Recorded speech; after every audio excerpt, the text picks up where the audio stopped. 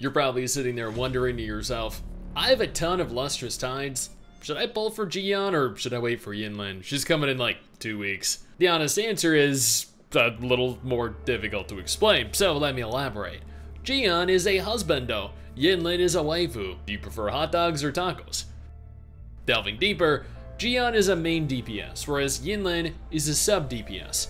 Ji-yeon is amplified by Mortifi, whereas Yinlin, well, she amplifies Kalkaro. The meta team right now is Ji-yeon, Mortifi, Verina. However, when Yinlin releases, depending on buffs and nerfs, Yinlin, Kalkaro, Verina are going to be a highly competitive team as well. Ji-yeon is an arrow resonator that relies heavily on his ultimate window to maximize his damage. He has arguably some of, if not the highest potential damage output of any 1.0 resonator, and is a very easy character to play. He has great single target and AoE damage and is an absolute wrecking machine most of the time.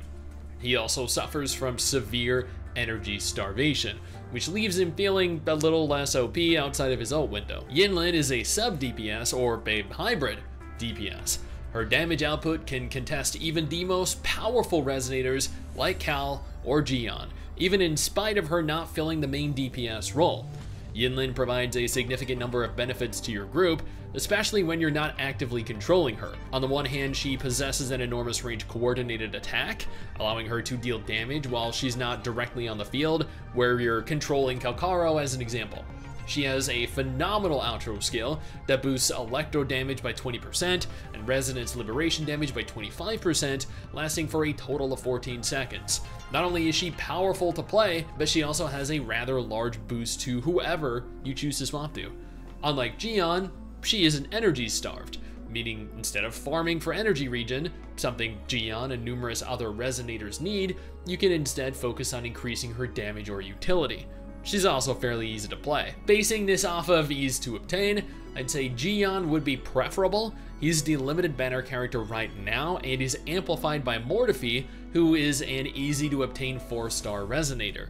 Yinlin is going to be the next limited banner character, but is best paired with Kalkaro since he'll benefit the most from her damage boosts.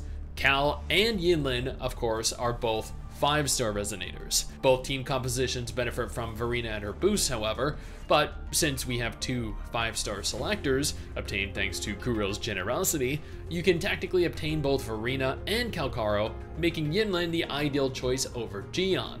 Ji-yeon and Yinlin are both highly competitive resonators. They're both incredibly useful for the Tower of Adversity. They're both efficient at decimating hologram bosses. They're fantastic when out in the open world, exploring, and even if you're unlucky and don't have the exact resonators to make the best use of them, still excel in pretty much every aspect over all of their competition. They're characters that you are not going to soon replace. They have very different combat styles though. They have very different aesthetics, provide different bonuses, different benefits and utility in different areas. Ji-yeon is pure raw damage where Yinlin can be just as useful via damage or utility, boosting others. Overall, I think if you're only going to go for a single character, Yinlin is the pick. Ji-yeon has ridiculous damage, sure, but Yinlin provides a little more utility that I just wouldn't overlook. Plus, she has more to look at when you're running around as her. This is all just my opinion, having played her in the beta and having used Ji-yeon in the live version. Now, if you're looking for other guides, consider taking a look at one of these videos on screen right now for other juicy woo-wah goodness.